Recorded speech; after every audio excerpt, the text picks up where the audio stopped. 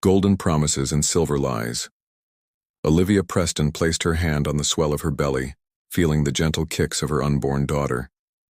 7 months pregnant after years of fertility treatments, each movement was a small miracle she'd once thought impossible. The San Francisco evening light streamed through the floor-to-ceiling windows of their Pacific Heights mansion, casting long shadows across the marble floors. "Nathan?" she called out, her voice echoing through the empty space. The house felt different lately, colder, emptier, despite the warmth of June. Her husband, Nathan Preston, heir to the Preston development empire and one of San Francisco's most eligible bachelors before their marriage 4 years ago, had been coming home later and later. Their conversations had dwindled to practical exchanges about doctor's appointments and business dinners. Olivia checked her phone again. No messages. She sighed and lowered herself carefully onto the custom Italian leather sofa, wincing at the persistent ache in her lower back. At 37, pregnancy had been harder on her body than she'd anticipated, but the joy of finally carrying their child had eclipsed all discomfort, until recently. The sound of keys in the door jolted her from her thoughts. Nathan strode in, still talking on his Bluetooth earpiece. "Just make sure the permits are filed by Thursday. I don't care what it costs." He ended the call when he spotted Olivia. "Hey, you're still up?" Olivia noticed the slight loosening of his tie, the faint scent of unfamiliar perfume. "The baby's been active tonight. I thought maybe we could talk about names." Nathan checked his watch, a Patek Philippe she'd given him for their anniversary. "Can we do this tomorrow? The Singapore deal is falling apart and I've got to review some documents." "You said that yesterday, and the day before." Olivia kept her voice steady, fighting the hormonal surge that threatened tears. "We haven't had dinner together in weeks." Nathan's handsome features softened momentarily. At 42, he still turned heads with his salt and pepper hair and athletic build. He sat beside her, placing a cautious hand on her belly. "I'm sorry. It's just a crazy time. The Preston Tower development is at a critical stage."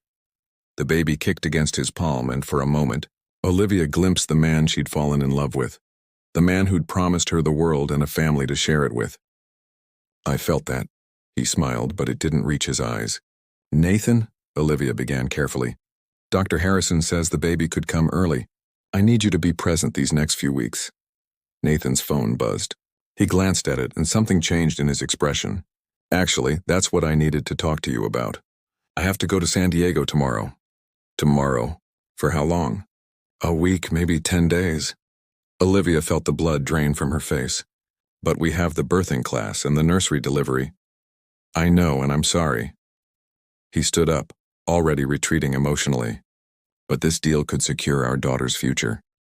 "Isn't that worth a small sacrifice?" Small sacrifice. The word stung. Olivia had sacrificed her thriving architecture career to focus on their fertility journey. She'd endured countless injections, procedures, and 3 miscarriages before this pregnancy. "You promised you wouldn't travel after the 7th month," she said quietly. "Plans change, Liv, that's business." Nathan's tone had an edge that had become increasingly familiar. "I've arranged for your sister Rachel to stay with you. The housekeeper will be here daily. You'll be fine." He disappeared upstairs before she could respond, leaving Olivia alone with her thoughts and suspicions. The next morning, she watched from the bedroom window as Nathan's driver loaded an unusually large suitcase into the Tesla.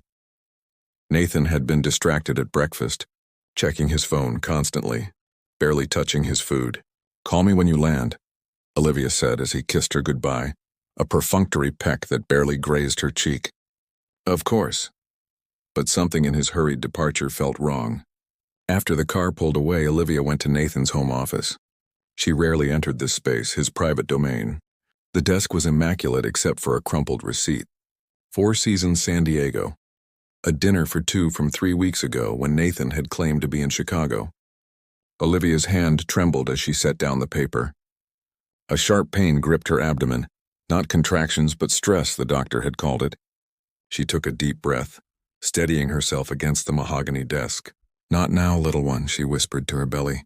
"Mommy needs to think." Her eyes fell on the laptop Nathan had left behind, his personal one, not his work computer. She hesitated only briefly before opening it. The screen came to life, revealing an email confirmation. Not for a business trip to San Diego, but for a 7-day luxury yacht charter departing from Marina del Rey. Your romantic getaway awaits, the subject line read. Romantic getaway. The words blurred as tears filled Olivia's eyes. Their baby kicked again as if sensing her distress. "I'm sorry," she whispered, unsure whether she was apologizing to her unborn daughter or to herself for what she was about to discover. The shadow of deception. The manila envelope sat on Olivia's kitchen counter like a ticking bomb.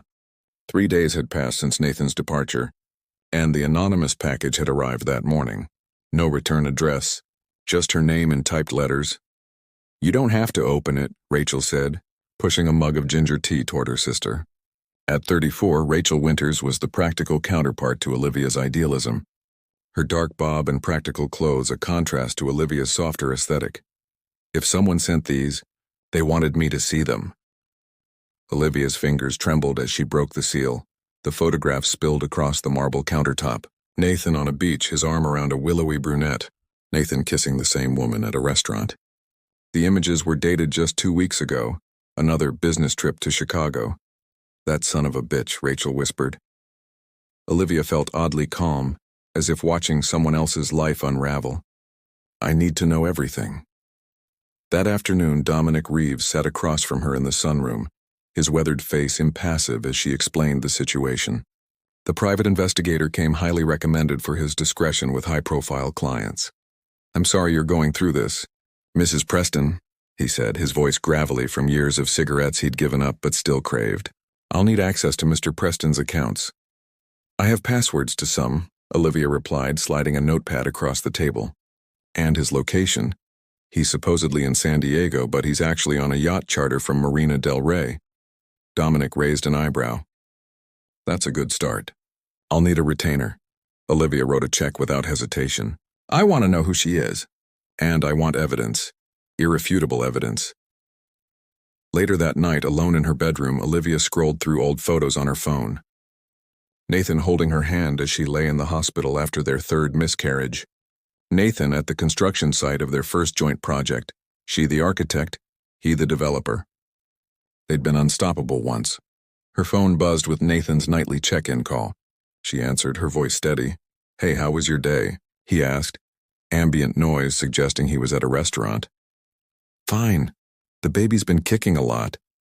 Olivia closed her eyes, picturing him with the mystery woman. "How's the deal going?" "Making progress. The investors are tough, but I'm winning them over." Such easy lies. "When exactly are you coming home?" A pause. "Sunday probably. Why? Is everything okay?" "Perfect," she replied. "Just perfect." 2 days later, Dominic's call came as Olivia was reviewing nursery paint samples, still maintaining the facade of normalcy. "I have everything," he said without preamble. "The woman is Camille Laurent, French fashion designer. They've been seeing each other for at least 8 months. 8 months since the beginning of her pregnancy."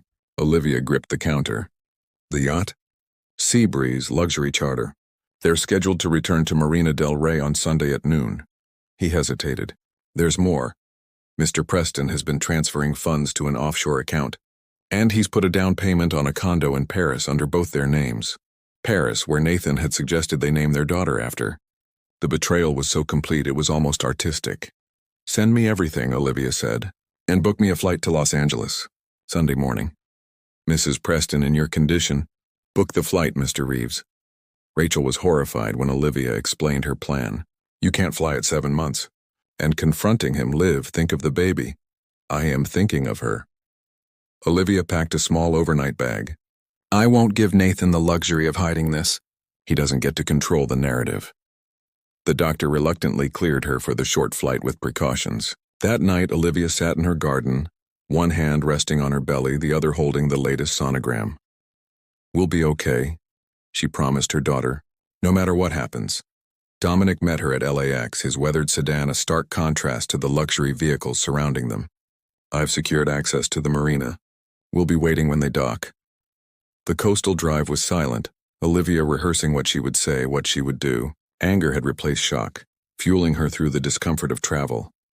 Marina del Rey sparkled in the midday sun, yachts bobbing in their slips like expensive toys. Dominic escorted her to a bench with a clear view of where Sea Breeze would dock. "They've just entered the marina," he said, scanning the water with binoculars. 20 minutes at most.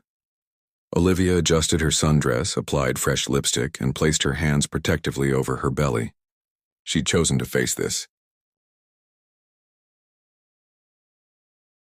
The yacht appeared, gleaming white against the blue water. As it approached the dock, Olivia could make out figures on the deck. Nathan at the stern, laughing, and beside him the woman from the photographs, tall, elegant, her dark hair blowing in the breeze. "That's Camille Laurent," Dominic confirmed quietly. Olivia stood, ignoring the ache in her back. "It's time." The yacht docked smoothly. Nathan and Camille, wrapped in each other's arms, were first down the gangway. They looked relaxed, tanned, blissfully unaware of what awaited them. Until Nathan looked up and saw his pregnant wife standing 50 feet away. Her eyes locked on his, one hand resting on her swollen belly. Undeniable evidence of the life they had created together, the future he was betraying with every step. His face drained of color. Camille followed his gaze, her smile faltering as she registered the heavily pregnant woman staring at them. Confusion, then dawning horror crossed her perfect features. Olivia took a deep breath and began walking toward them, each step deliberate, her gaze never leaving her husband's face. The moment of reckoning had arrived, the reckoning at Pier 7. The marina seemed to fall silent as Olivia approached, though later she would recall the persistent cry of seagulls and the gentle lapping of waves against the docks. 50 feet became 30, then 20. Nathan remained frozen, his arm still around Camille, who had begun to pull away from him, her expression shifting from confusion to understanding. "Olivia," Nathan finally managed, her name escaping like air from a punctured tire. "What are you doing here?" She stopped 10 feet away, one hand still cradling her belly. The baby kicked forcefully as if offering support. "I thought I'd surprise you," Olivia said, her voice steady despite the thundering of her heart. "Since you were so busy with your San Diego investors." She glanced at Camille. "Is this your business associate? The one worth missing our daughter's birth for?" Camille stepped back, her elegant features contorting. "Daughter?" She turned to Nathan. "You said your wife wasn't pregnant. You said you were separated." A small crowd had begun to gather. Deckhands, marina staff, other boaters. Dominic stood a respectful distance behind Olivia, camera discreetly recording. Nathan attempted to regain control, lowering his voice. "Olivia, this isn't the place. Let me explain in private. Like you explained your Chicago trip, or the Four Seasons receipt I found. Or perhaps you'd like to explain the Paris condo." With each question, Nathan's face grew paler. "No, I think right here is perfect. Transparent. Unlike our marriage." Camille had backed away entirely now, horror dawning as she realized the extent of Nathan's deception. "You're having a baby in weeks and you've been with me for 8 months?" She looked physically ill. "What kind of monster— Camille, wait!" Nathan turned to her, panic rising. "It's complicated, is it?" Olivia interrupted. "Let me simplify it. While I was fighting through morning sickness and planning our child's future, you were planning a life with another woman. You used our daughter's trust fund to put a down payment on property with your mistress." A murmur rippled through the growing audience. Nathan Preston was well known in Los Angeles real estate circles. Several people had their phones out now. "Please." Nathan's voice broke. "Not here." Camille grabbed her designer bag from a deckhand. "You disgust me." She spat at Nathan before turning to Olivia. "I didn't know. I swear I didn't know about the baby." Olivia nodded once, acknowledging the other woman's shock but offering no absolution. Camille hurried away, heels clicking on the wooden dock, dignity in tatters. Nathan moved toward Olivia, reaching for her arm. "Let me take you home. We'll talk this through." She stepped back. "Don't touch me. The lawyers will contact you tomorrow. I've already moved your things to the guest house." "Lawyers?" "Olivia, be reasonable." "Reasonable?" The calm she'd maintained finally cracked. "I have been nothing but reasonable.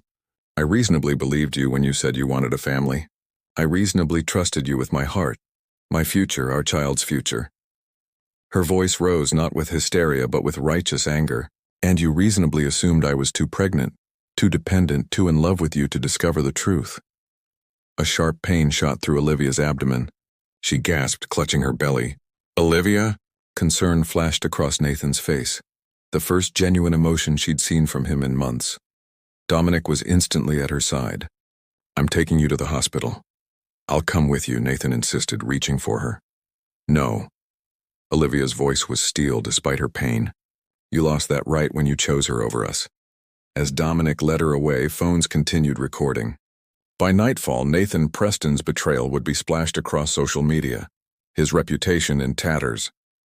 At the hospital, the doctors confirmed it was only stress-induced Braxton Hicks contractions. But you need rest, Dr. Fernandez warned. No more cross-state confrontations. Rachel arrived the next morning, having taken the first flight after Olivia's call.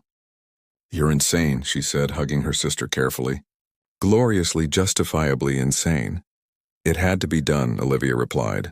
I couldn't let him control the narrative anymore. In the weeks that followed, the Preston divorce became Los Angeles' most talked-about scandal. Nathan's business partners distanced themselves. 3 development deals collapsed. Camille Laurent returned to Paris alone, her spring collection indefinitely delayed. Olivia gave birth to Sophia Grace Preston on a clear August morning, Rachel at her side. Nathan, served with divorce papers and a restraining order after attempting to force his way into their home, was not present. The settlement was swift and generous. Nathan's lawyers advised capitulation given the public relations disaster and the evidence Dominic had compiled. Olivia received the Pacific Heights home, substantial alimony, and full custody with supervised visitation once Sophia turned 1. 6 months later, Olivia sat in her garden, watching the sunset over San Francisco Bay. Sophia slept peacefully in a bassinet beside her, tiny hands curled into fists. The former Preston residence was now simply the Hayes home, its interior redesigned to Olivia's taste, all traces of Nathan systematically removed. Her architecture firm had welcomed her back part-time. Impressed by her redesign of a women's shelter, her first project since Sophia's birth. The garden, once Nathan's pride, now flourished under her care, wild and beautiful rather than rigidly controlled. Her phone chimed with a text from Rachel. Saw Preston Development filed Chapter 11. Karma's a bitch. Olivia set down the phone without replying. Nathan's downfall brought her no joy, only a sense of justice served. Her daughter would grow up knowing her mother had stood up for herself, had refused to accept betrayal as her due. As twilight deepened, Olivia lifted Sophia from the bassinet, cradling her against her heart. We made it, she whispered to her daughter, and we're going to be more than okay. The lights of the city began to twinkle below them, each one a star in the new universe they were building together, a universe founded not on broken promises but on unbreakable,